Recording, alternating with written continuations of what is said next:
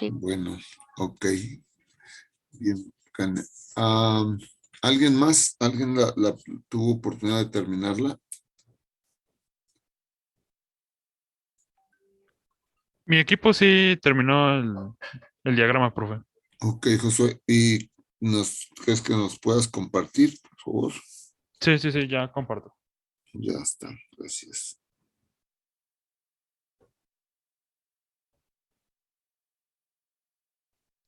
Mi equipo Acá, también terminó, profe. perdón, Alisa, no te copié. Que mi equipo también terminó.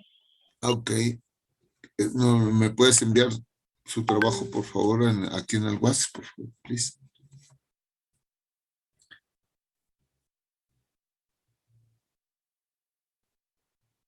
Ok, está, ¿Ya se ve Ya mi lo envié. pantalla, profe? Sí. está muy bien. Ok, ingeniero, ¿tiene chance de explicarnos? ¿Nos puedes explicar, Josué, qué fue lo que... Sí, bueno, me gustaría saber si, bueno, cada quien puede explicar las causas que fue anotando aquí dentro de los tres aspectos, dentro de los Ok, cinco. ¿Sí? Ok. adelante. Con usted lo que...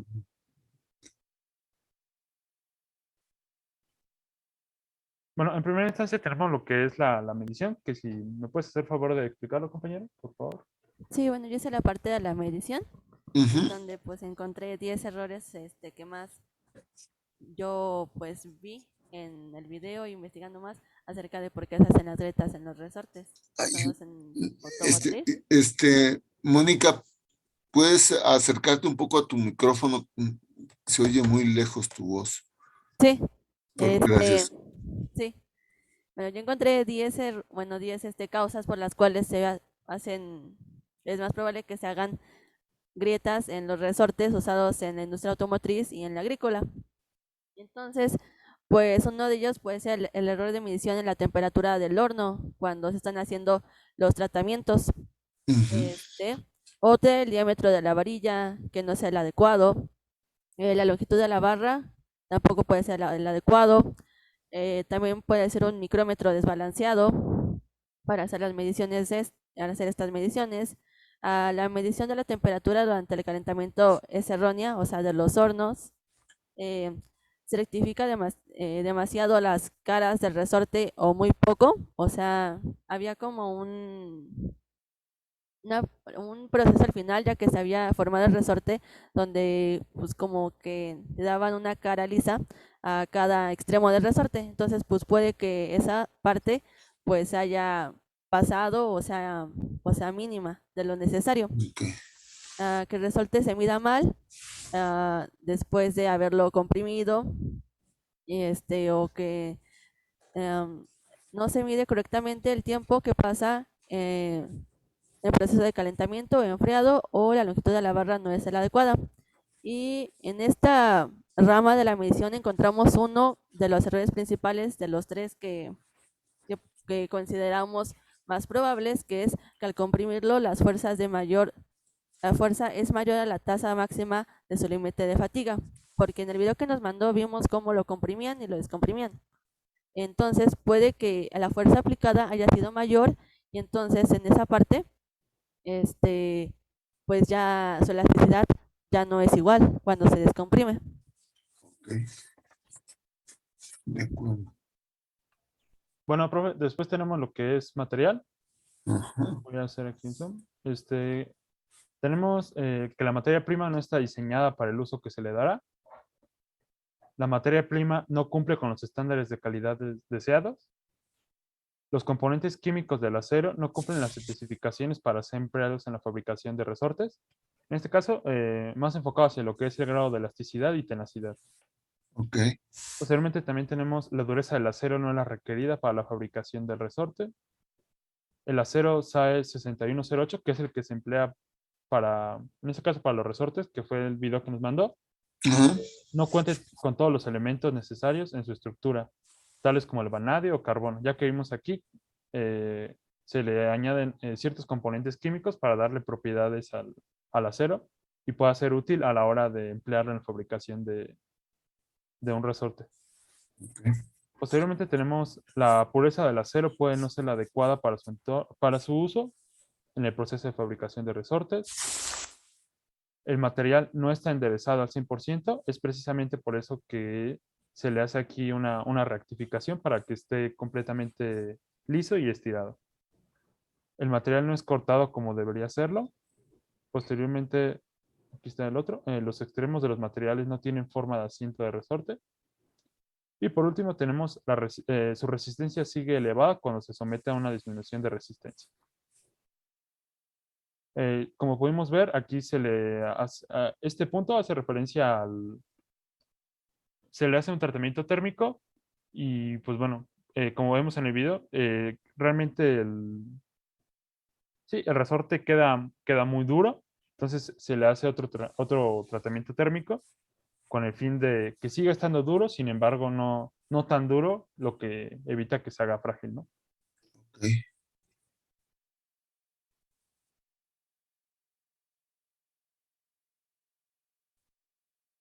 Bueno, yo voy a explicar también lo de máquina. Sí, muy bien. Entonces, una causa podría ser que las máquinas no estén lo suficientemente engrasadas para el correcto funcionamiento, que la pintura electrostática salga con la suficiente presión, que no salga con la suficiente presión, no gire lo suficiente el rodillo de cilindro para que exista una correcta, ahí lo siento, ahí como que no completé bien. La agranalladora tenga la suficiente presión para el proceso, la máquina vaya a las suficientes RPM para rectificar las caras del resorte correctamente, no existen los suficientes rodillos para rectificar correctamente el cilindro, la máquina entregue la suficiente fuerza para realizar las pruebas mecánicas necesarias. Y en esta parte, es que me faltó una, también puede ser que las máquinas estén calibradas para no lleguen a las temperaturas necesarias. Ese podría ser una causa de las principales que encontramos. De acuerdo. No están ok. Perfecto, muy bien. Ok, muchachos, entonces encontraron tres causas que desde el punto de vista de ustedes son las que pudieran tener más impacto en este defecto específicamente, ¿no? Muy bien, Sí, que son esas que se muestran aquí en verde, profesor. es excelente. Buen trabajo. Y de esas tres, ¿escogieron alguna que consideran que es con la que deben de iniciar para el análisis? ¿O cuál de las tres sería la primera que evaluarían o revisarían?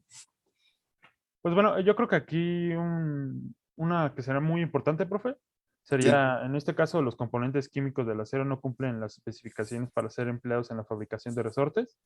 Esto más que nada va como enfocado hacia si el material cumple o no los estándares de calidad que son mínimos necesarios para que la materia prima sea empleada en la fabricación de los resortes. De acuerdo. Ok, perfecto. Entonces, esa sería la primera que habría que evaluar.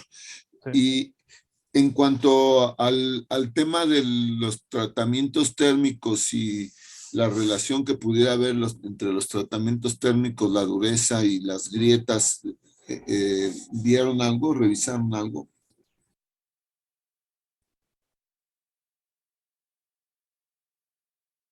De ese sí lo realizamos, profe. Bueno, en realidad, pero no anotamos como tal así un texto. Ok. Más bien nos enfocamos más en nuestro diagrama y completamos aquí otros Bueno, tres apartados importantes que de consideramos. acuerdo. Muy bien. ¿Por qué eligieron las 6 M's y no por proceso? ¿Cuál fue su criterio para elegir el método más adecuado para hacer el diagrama?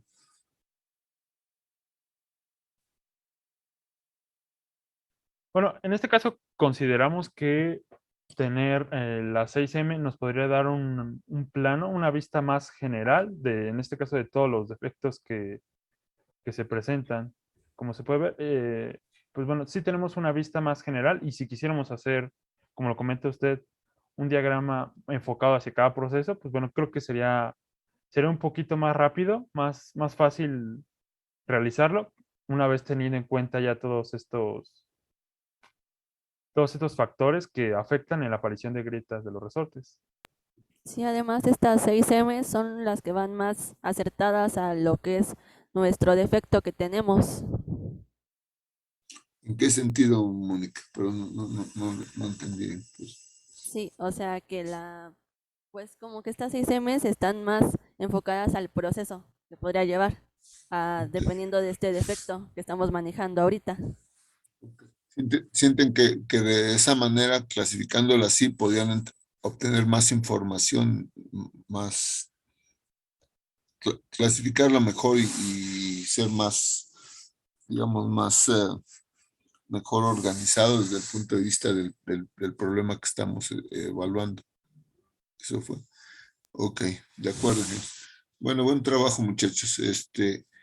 ¿Alguna pregunta, algún comentario del resto del grupo? Yo creo, profe, que sí se va más por hacia el proceso, porque, bueno, en mi caso del mi mapa, todo el mapa lo determiné de acuerdo al proceso. Entonces, Ajá, por proceso, fui viendo cuáles podrían haber sido las fallas sí, y de ahí pues ya buscar cuál es la falla que más se puede dar, dependiendo de si es en máquinas o es por el operador o si es por el material. Pues, creo que es más importante en este caso el proceso. ok. ¿Sientes que de esa manera vas más en orden o puedes obtener Sí, más causas? sí, porque este es un proceso que va como seguido, o sea, no hay muchos subprocesos. Ok, pero tiene varios procesos que lo integran, ¿no? Ajá, Y son diferentes, sí, sí, inclusive son muy diferentes unos de sí, otros, pero tal va vez uno consecuente. Bueno, primero es en uno, luego sigue secuencia. otro, luego sigue el otro. Ajá. Ajá. Sí, tal vez,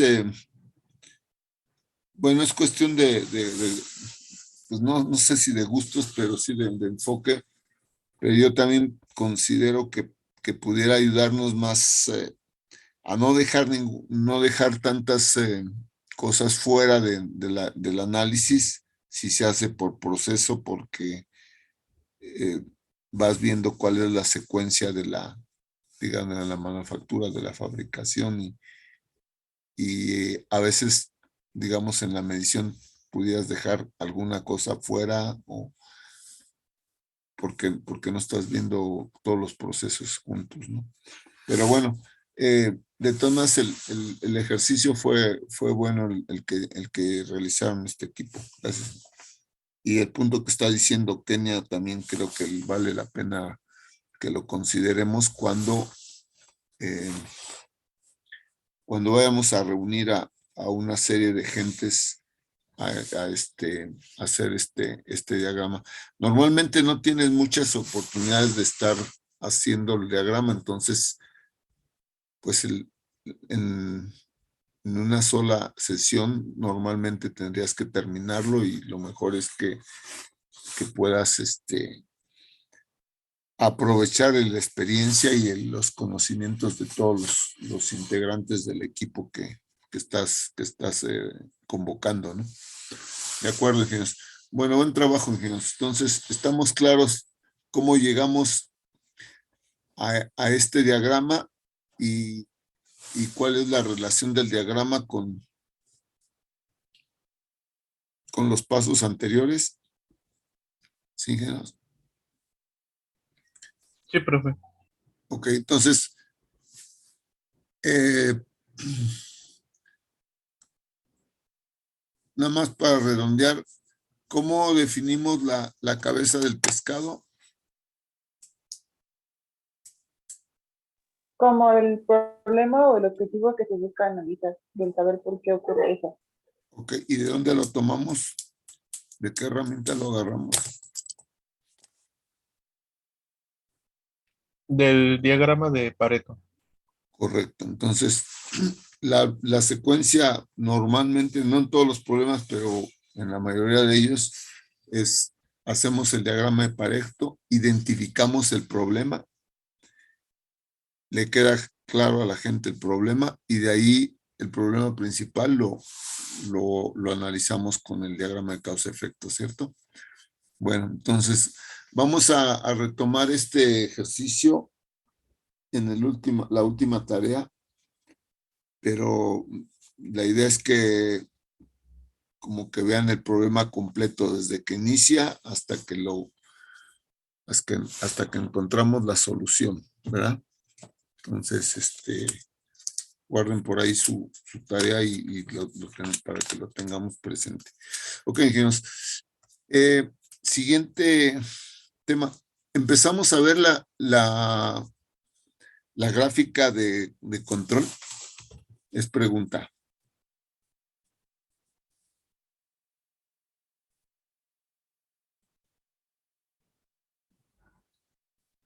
Creo que no, profe. No la vimos. Ok, ingenieros. Les voy a mandar un video.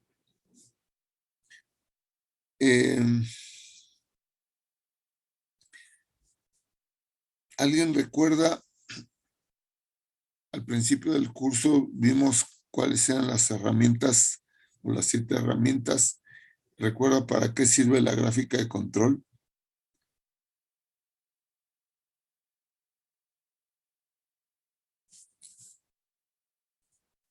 ¿No?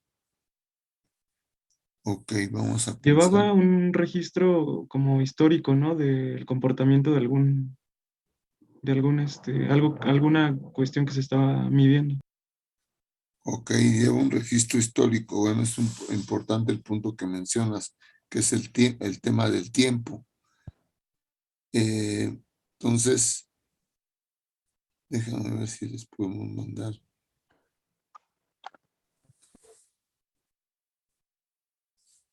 Sí, aquí está.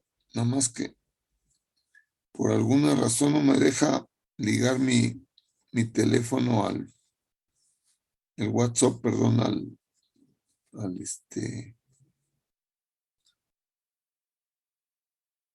la computadora. Se los voy a enviar aquí en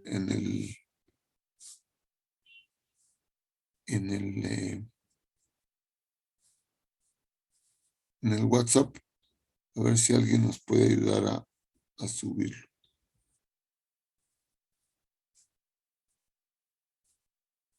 Y les voy a enviar un archivo con un ejercicio que vamos a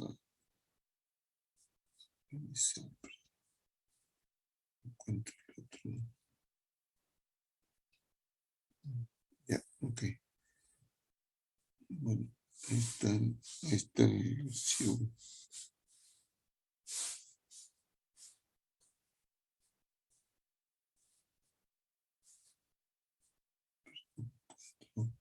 RB2.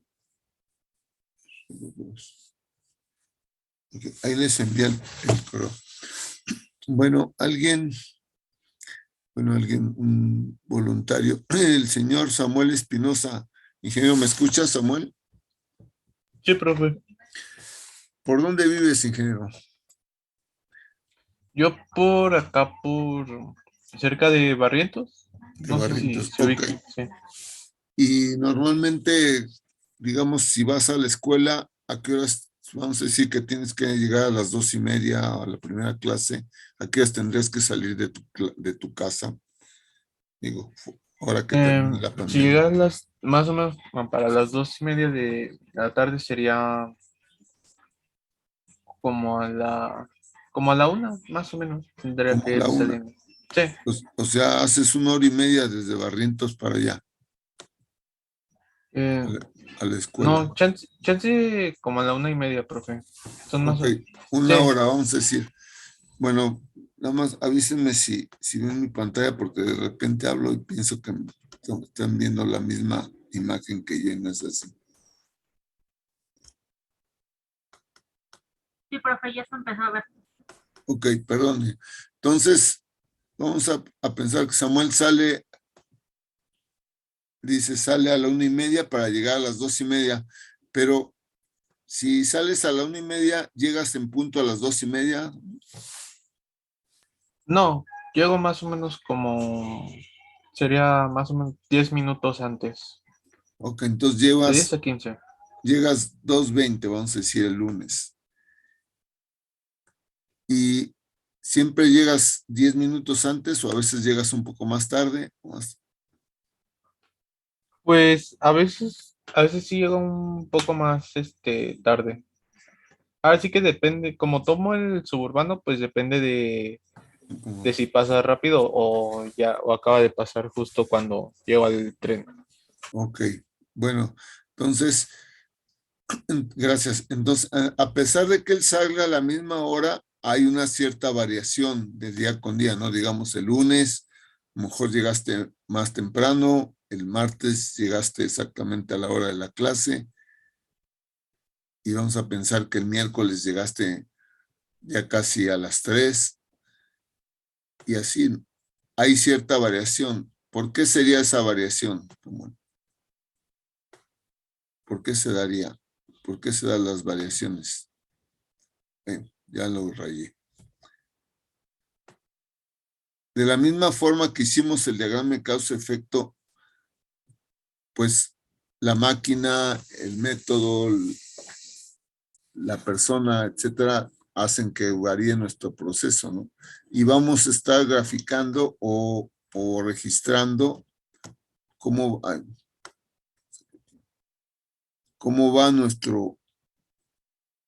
nuestro comportamiento de este proceso que es llegar a la escuela o llegar a algún lado, ¿no?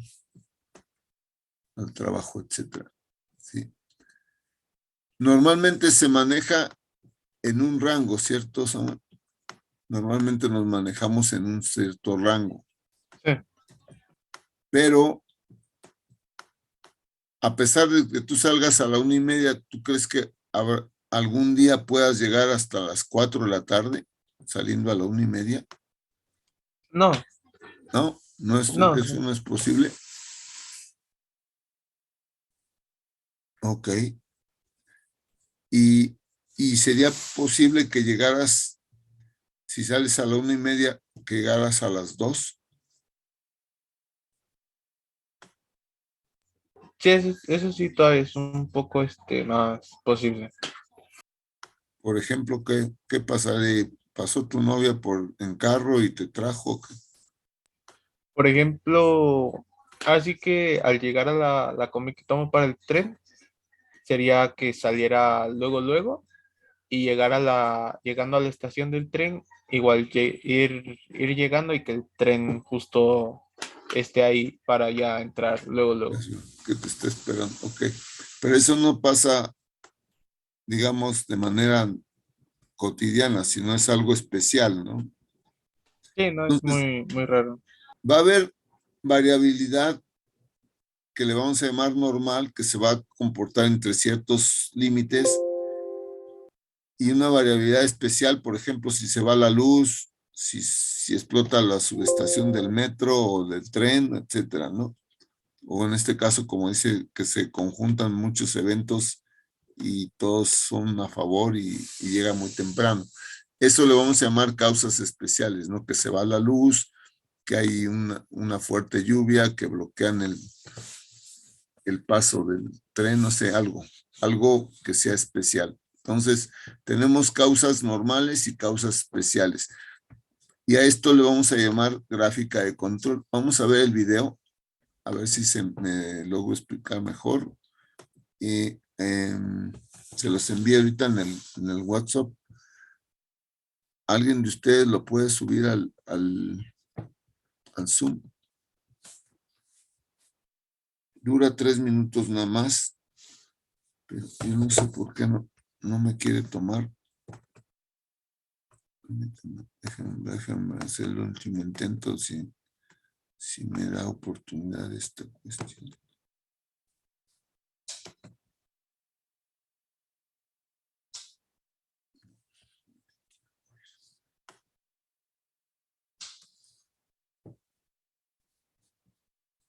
Se deja.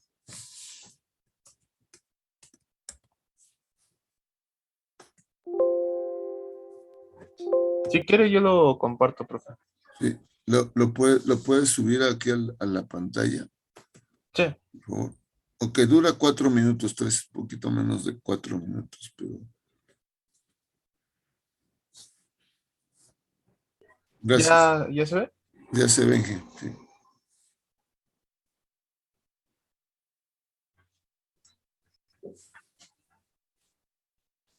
No, no se oye el sonido, no se escucha el sonido. ¿No se escucha? No, no se escucha. Ah, Antes de compartirlo, lo tienes que activar el lado izquierdo. En la parte de abajo hay un cuadrito para activar el sonido. a Antes ver. de, cuando le dices compartir y luego Ajá. buscas. A ver. Pero lo tienes que liberar y Compartir volver a sonido, entrar. ¿no? Sí, tienes que salir y volver a entrar.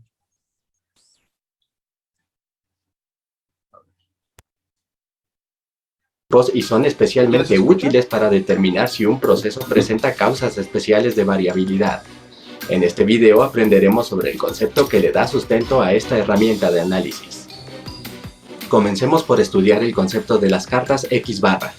Feliciano ha estado inspeccionando el proceso de llenado de las botellas de jugo de naranja de una fábrica y ha registrado el contenido de 3 botellas que seleccionó al azar durante un día. Luego calculó el promedio de esas 3 botellas. Para su estadística, trazó una escala que representa el contenido de las botellas. Para representar la inspección de dicha escala, marcó el promedio de esas 3 botellas con una estrella. Al día siguiente, Feliciano repite el proceso y calcula de nuevo el promedio. Y vuelve a marcar en la escala una estrella para representar el promedio de las 3 botellas que midió el segundo día. Este estudio lo realiza sistemáticamente durante un mes para saber si el proceso está bajo control. Feliciano se da cuenta de que los datos están representados juntos en una gráfica sin ningún indicativo de fecha, por lo que es incapaz de reconocer algunas características importantes del proceso de llenado de las botellas. Entonces, Feliciano decide reacomodar la escala para poder solucionar el problema. Para ello la coloca en posición vertical. Luego traza una escala de tiempo que indica los 30 días que estuvo inspeccionando las botellas. Posteriormente revisa sus datos y los acomoda de acuerdo al día que los registró. Ahora, traza con una línea el comportamiento del proceso. Recordemos que cada estrella es un promedio de 3 botellas, así que vuelve a calcular el promedio de los 30 promedios y obtiene la media de medias, con la cual trazará la línea central del comportamiento del proceso. Esta línea se representa como la X doble barra precisamente por ser la media de medias. Feliciano aún no sabe si su proceso está bajo control. Le hace falta determinar los límites naturales de variabilidad del proceso. Él se acuerda de la regla empírica que dice que cerca del 99% de los datos se encuentran en un rango de 6 desviaciones estándar en torno a la media. Así que calculó la desviación estándar de las 30 medias, la multiplica por 3 y se la resta a la media de medias para obtener el límite inferior. Luego la suma a la media de medias para establecer el límite superior. Ahora sí, Feliciano puede analizar el comportamiento del proceso a través de una carta de control. Lo primero que observa es que el día 27 el proceso se salió de control, es decir, existió una causa especial que afectó el contenido de las botellas más allá de lo normal. También se da cuenta de que hay una tendencia en los datos justo antes de que se produzca la causa especial, así que debe tomarlo en cuenta. Ahora su trabajo como inspector de calidad consiste en resolver las causas y evitar que sucedan de nuevo. Feliciano revisó sus registros, inspeccionó la línea de producción y entrevistó al responsable de programar la maquinaria del proceso de llenado. Se enteró de que el operador detectó la tendencia en el llenado de las botellas, así que decidió ajustar la máquina, pero ya no verificó los cambios que hizo. Ahora que conoce la verdad detrás de los datos, Feliciano deberá aplicar otras herramientas de calidad para diseñar un plan que evite que el problema surja de nuevo.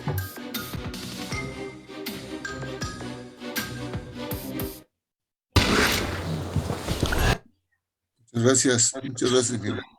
Gracias, Samuel. Bueno, ¿alguna pregunta, algún comentario sobre el video? ¿No hay? Bueno, No, profe. yo sí tengo una.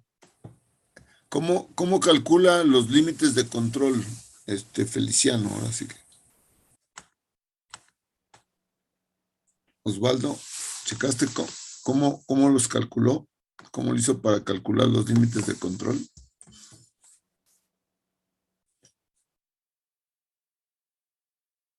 Estableciendo los promedios, pero de otro promedio, ¿no?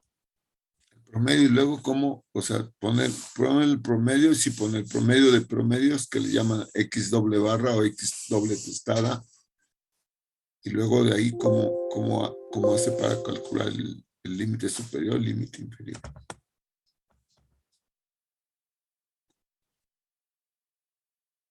¿Recuerda? Dice que se recuerda la regla empírica de que el 99% de los datos están ¿en qué?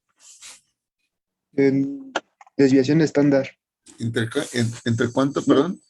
99% de 6 son desviación estándar. ¿En cuántas desviaciones?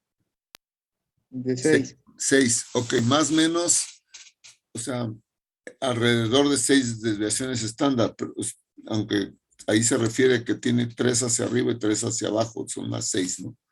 Entonces, el límite de control son la media más 3 desviaciones estándar y media menos 3 desviaciones estándar, ¿sí? ¿Se entendió?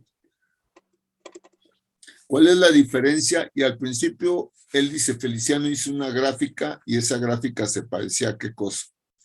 Hizo un qué. Cuando no le había aplicado el tiempo.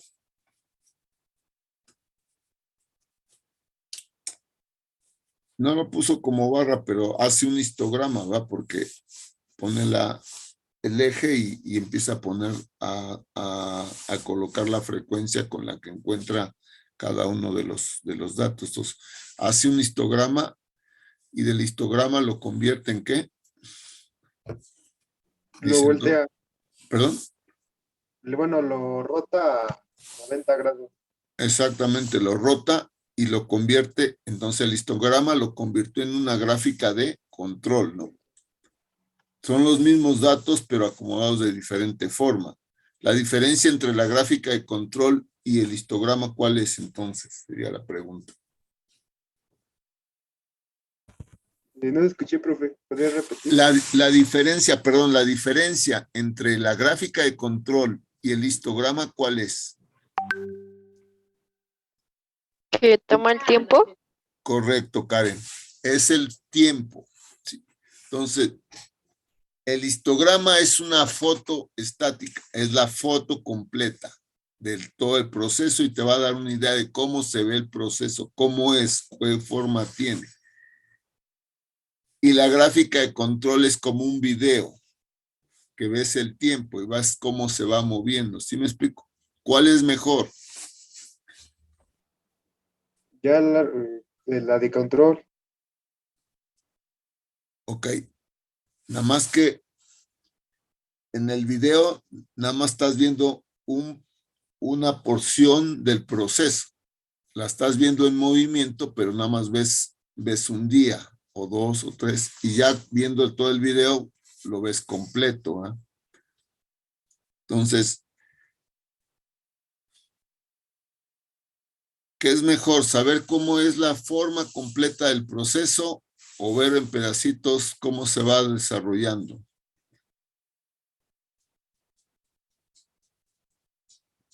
¿Es mejor una que otra o se complementan? Pues se complementan, o bueno, depende de lo que busque.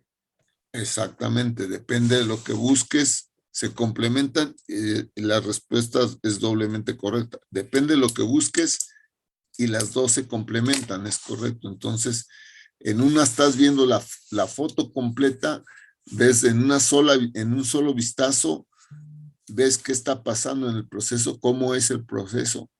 Y la ventaja de la gráfica de control es que le agrega el tiempo y vas viendo a través del tiempo cómo se va desarrollando tu proceso. ¿Sí me expliqué? Bueno, vamos a ver el ejercicio a ver si se entiende un poquito más. Voy a regresarme al primer ejercicio que teníamos de las flechas. Vamos a suponer que tenemos una flecha rectificada y la queremos dejar a 1 pulgada.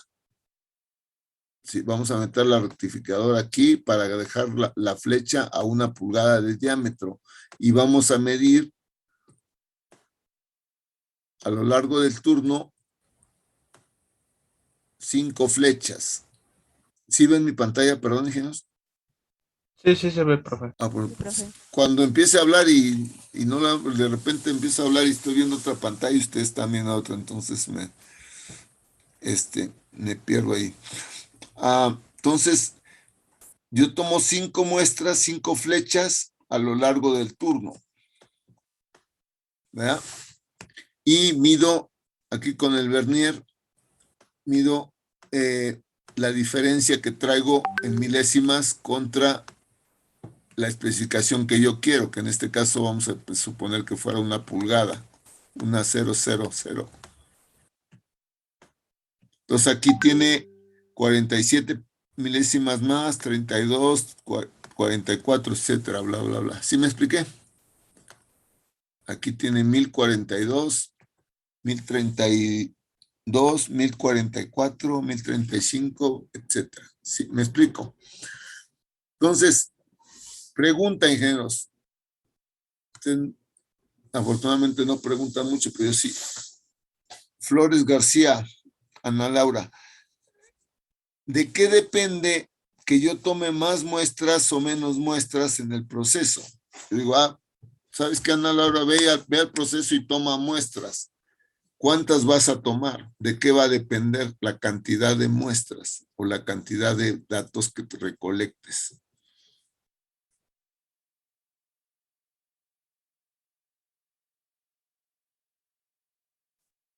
Ana, ¿me escuchas? ¿Sigues todavía con nosotros? Creo que no. Ok, se fue a desayunar. Ok, ingeniero. El señor Leonardo Galvez. Bueno, Ana Laura no está, pero Leonardo, ¿cuál sería la respuesta?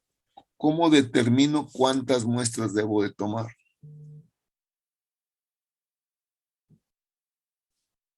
Ok.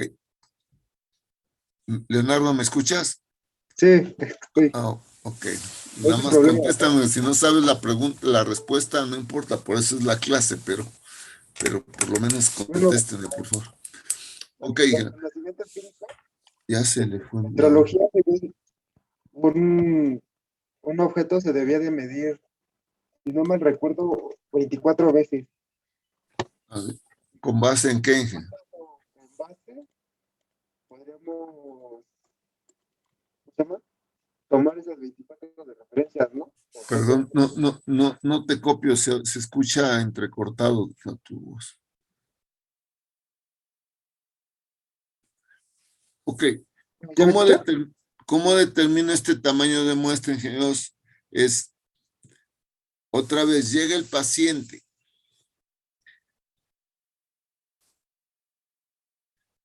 ¿Cada cuándo tenemos que tomarle signos vitales al paciente?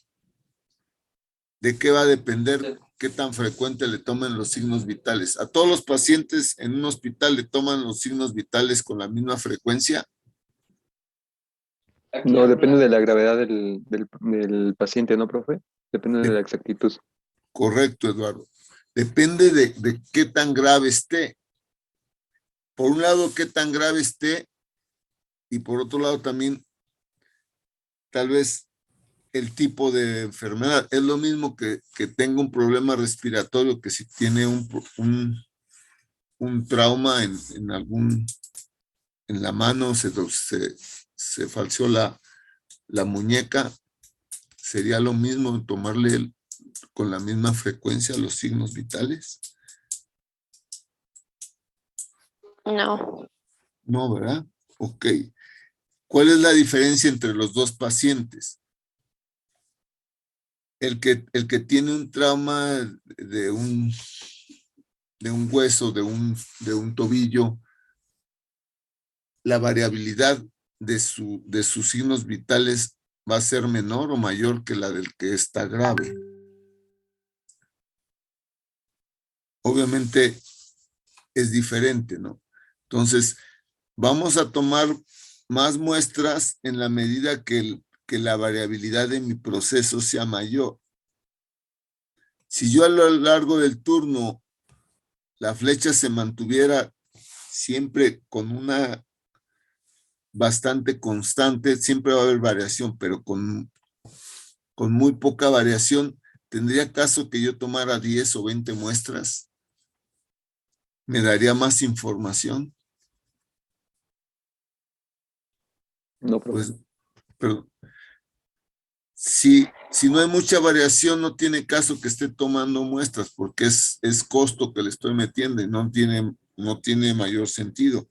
Pero si hay variación entre una y otra, como en este caso, entonces tenemos que tomar más muestras. Entonces, en la medida que haya más variación, más muestras voy a tomar. Al principio, pues voy a tener que tomar algún parámetro y empezar con 5, con 6 o lo que sea. Pero después, poco a poco, voy a establecer yo mi frecuencia adecuada. ¿Sí me expliqué?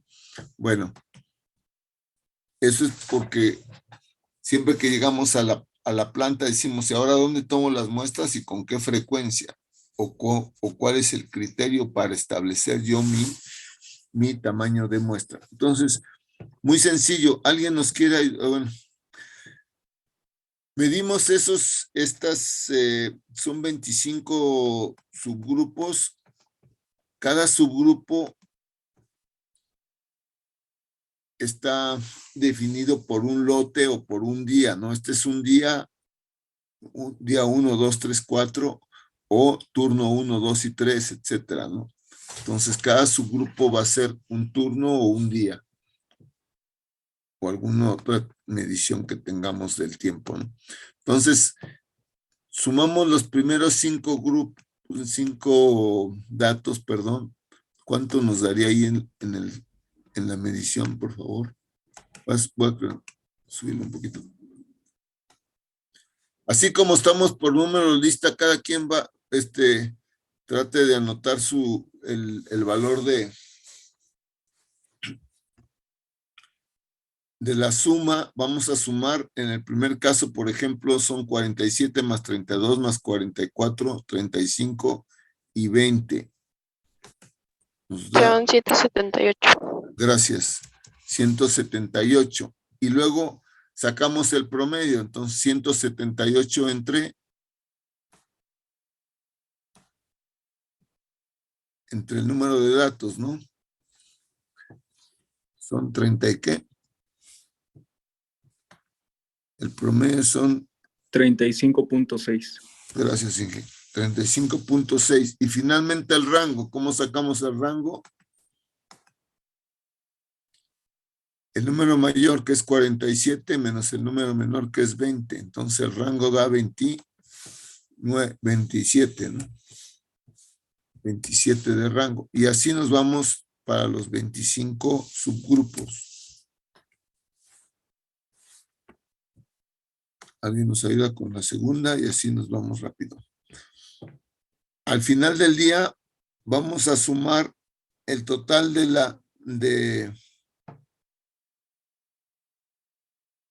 el total de las medias y vamos a dividirlo. Vamos a sumar 35 más el segundo lote, etcétera, y vamos a dar el total de las medias. Y vamos a dividirlo para sacar la media de medias entre el número de subgrupos. Entonces, en este caso, entre 25. Lo mismo vamos a hacer para el caso del rango, para sacar el rango promedio de todos estos 25 lotes.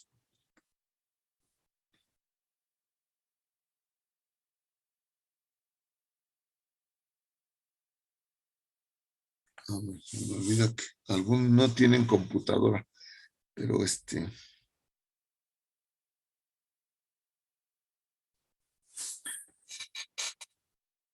entonces,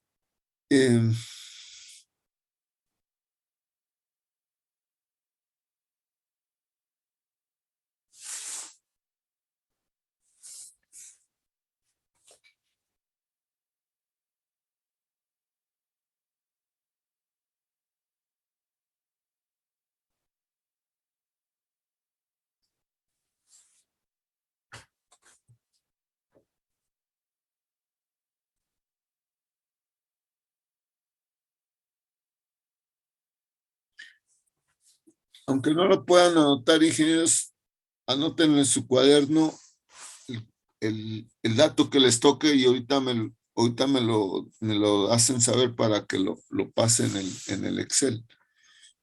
Profesor, una pregunta. Sí, ¿Cómo ingeniero, se adelante. calculaba R? R, acuérdate, siempre es el rango, es el valor mayor menos el valor menor. En este caso es 47 el primero, menos 20, que es el valor menor de de las 5 muestras. Entonces, la diferencia entre el mayor y menor, ese es el rango.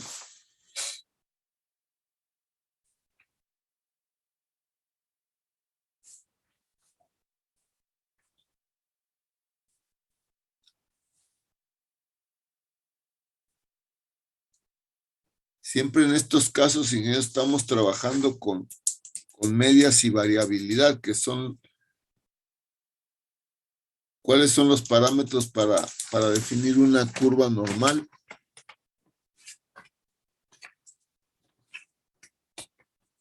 ¿Cuáles son los dos parámetros de la curva normal?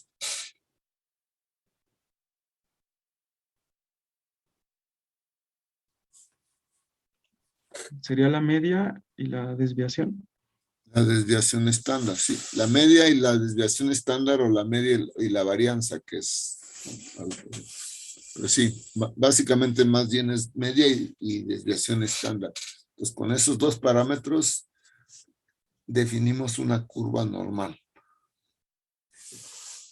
Para este curso, para este caso, todas las herramientas que estamos viendo se basan en la curva normal.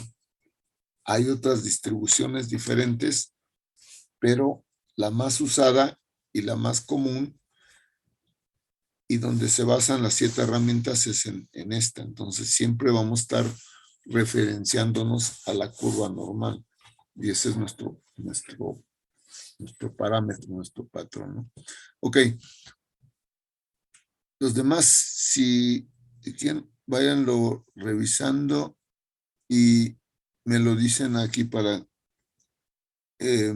voy a cambiar de hoja. Un segundito.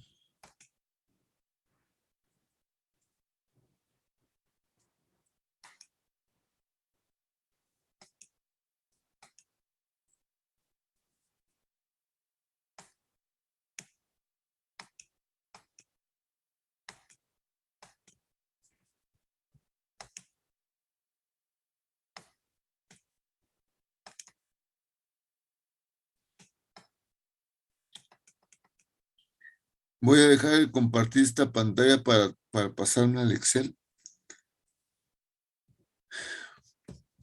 Una disculpa por usar Excel, ingeniero, pero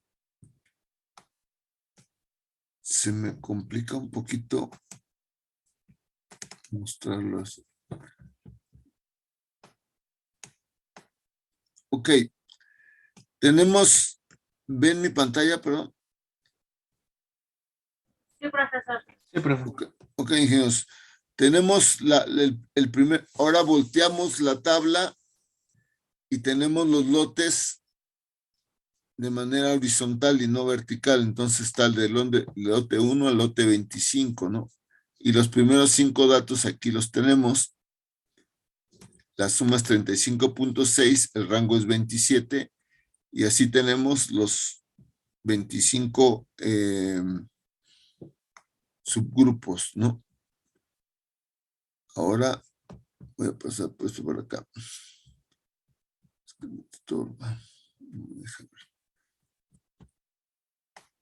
Ok, ingenieros. Entonces, vamos a calcular ahora los límites de control. Primero vamos a calcular la media de medias. ¿Cuánto nos da la suma de todos estos rangos? Perdón, de todos estos promedios, de 35.6 hasta 28.2. ¿Cuánto les daría la suma? Aquí sería la sumatoria de X. Acá la sumatoria de R. Entonces, suma de X, ¿cuánto nos da?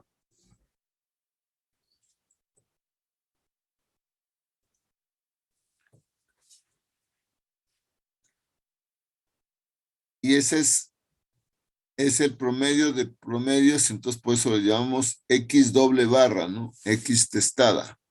X doble testada, disculpe. Ay, perdón, ya lo moví. Disculpen.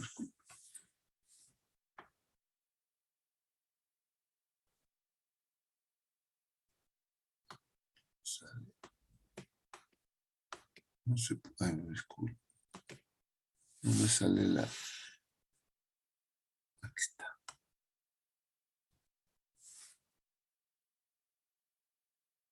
¿Alguien tiene ese valor?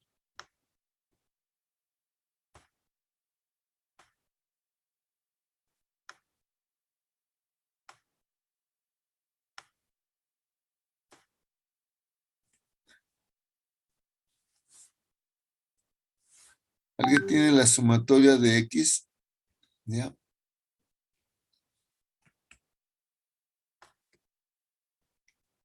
Bueno. Sí, ya estoy haciendo. Ok, perfecto. Profe, a mí me sale 745.6. 745.6, ingeniero. Sí, así me salió a mí. Ok, y si lo dividimos entre 25, que es el número de datos, da 29.82. Por ahí creo que tenemos nos faltan algunas décimas por ahí. Okay. Vamos a hacer también el promedio de la sumatoria de los rangos. Si alguien lo tiene, me lo dice, por favor.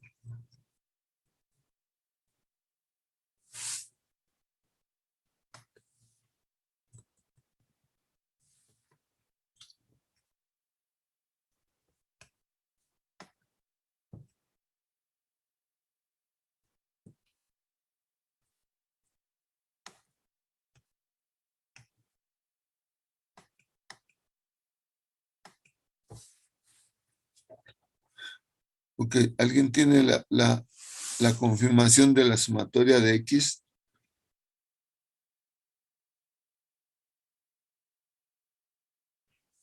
Yo lo estoy sacando, profe. Igual también de X media también me salió 745.6. Ah, sí, te sale igual. Ok, bueno, entonces vamos a darlo por bueno. Pero... Igual, profesor, pero nada más por una milésima, ¿no?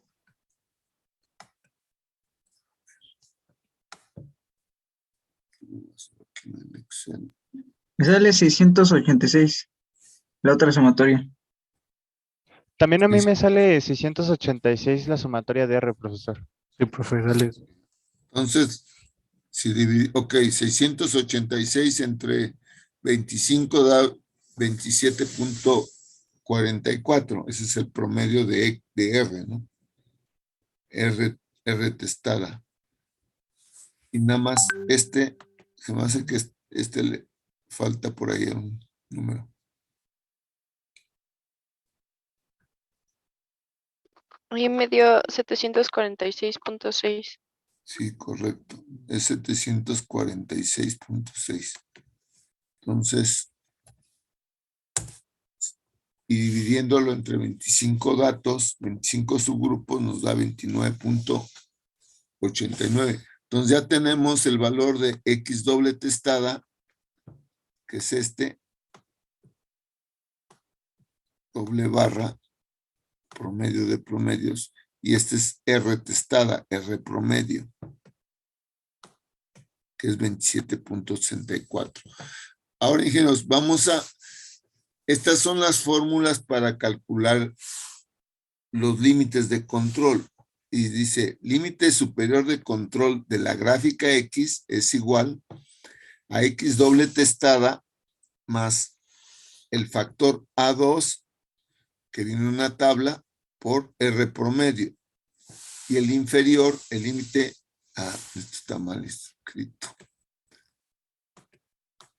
Límite inferior de control de la gráfica X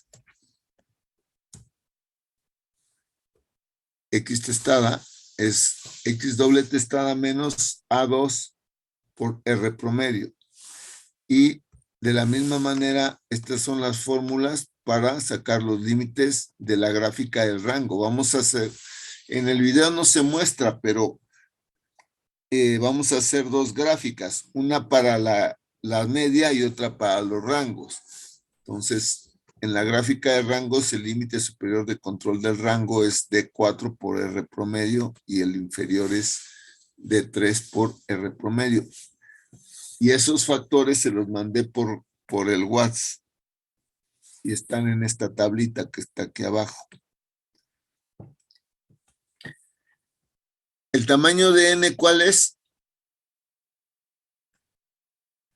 El tamaño de la muestra.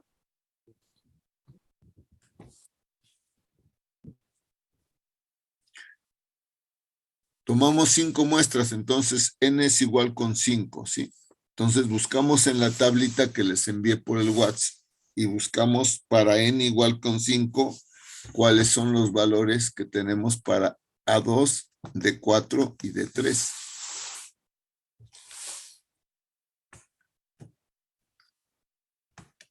Entonces, X promedio es 29.86.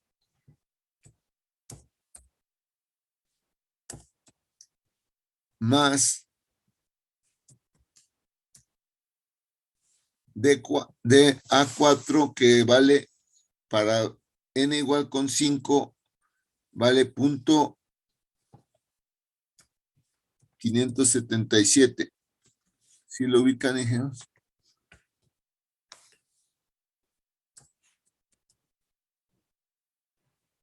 Por el rango promedio que vale 27.44. Ahí está la fórmula.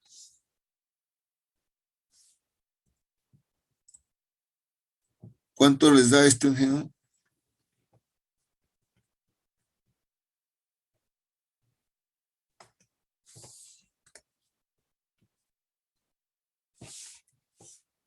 A mí me dio 45.69.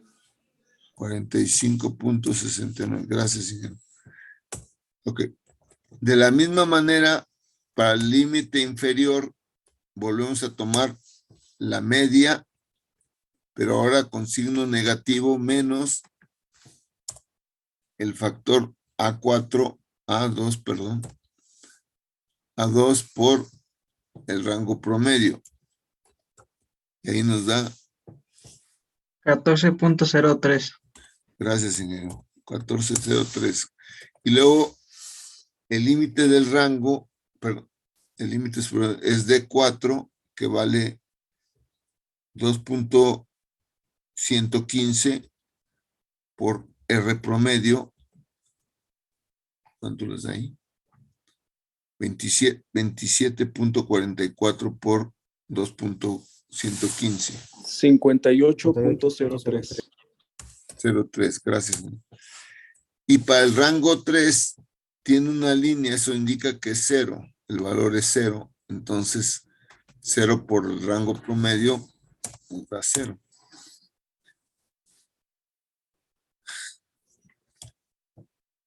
Hasta ahí estamos claros, ¿no? Ahora vamos a hacer la gráfica, ingenieros.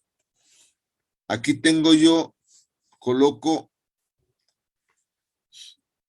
normalmente se sugiere que entre los dos límites en tu cuaderno más o menos les des un espacio como de 3 centímetros y medio, 3 centímetros y medio entre el valor inferior y superior. Y entre estos también, entre el límite inferior y límite superior, aquí hay 3 centímetros y medio de distancia. Aquí yo puse una escala para la gráfica X, le puse de 10, de 5 en 5, 10, 15, 20, etcétera. Entonces, como mi media de medias es 29.89, casi es 30. Aquí estaba 10. Oh, perdón, no, este es el 40 y 45, ok. Bueno, aquí vamos a suponer que aquí es 10, aquí es 15, 20, 25, 30.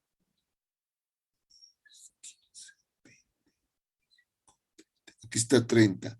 Entonces, 30 está un poquito abajo de 30. Prácticamente es 30.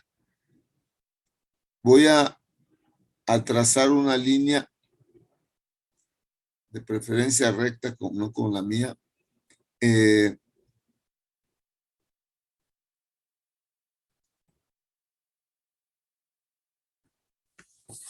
Ok. Una línea continua. Y luego voy a buscar el rango. El rango, perdón, el límite superior es 44 punto, ¿qué?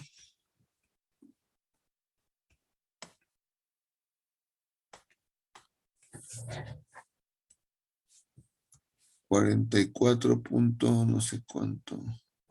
Ah, perdón. 45.69. 69. 45.69. Ok, entonces.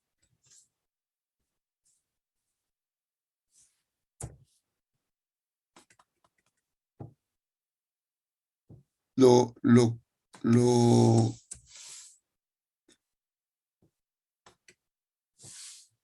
45.69, aquí está.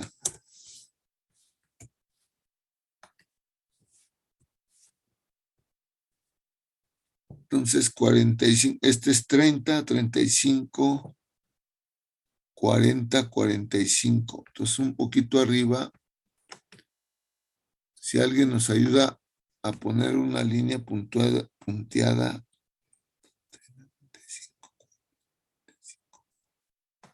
Aquí.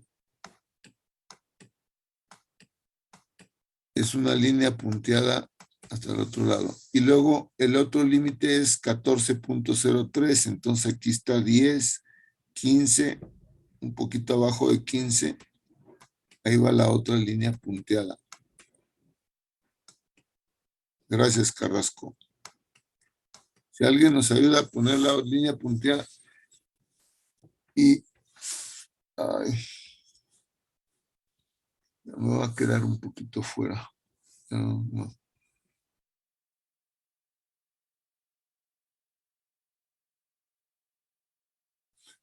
Ok, aquí vamos a graficar el punto. En realidad aquí debería estar la línea y hay unos formatos, hay unas hojas que ya están hechas para hacer las gráficas y colocan la línea exactamente a la mitad de la columna. Aquí como está desfasado, voy a ponerlo del lado derecho. Entonces, grafico el primero, 35.6, que aquí está 30, 35.6. Este es el primer dato, después 29.2.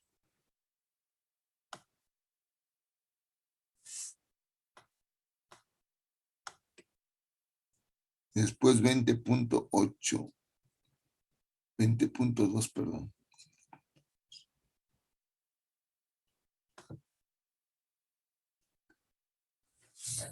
Si alguien nos ayuda a plotear la gráfica. Ok, ingenieros, de tarea vamos a graficar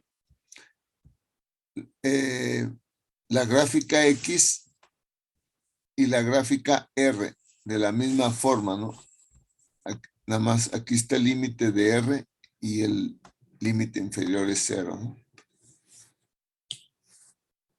Y la traemos para la próxima clase. Y chequen contra la curva normal si esa gráfica cumple con los parámetros de la curva normal. Eso es lo que vamos a revisar. Entonces, ¿alguna pregunta, ingenieros? ¿Alguna duda? No, profe. Ok, entonces la tarea es sencilla, nada más terminar las dos gráficas, la X y la R, en su cuaderno y las traemos la próxima clase. Les voy a mandar unas información de cómo analizar la gráfica y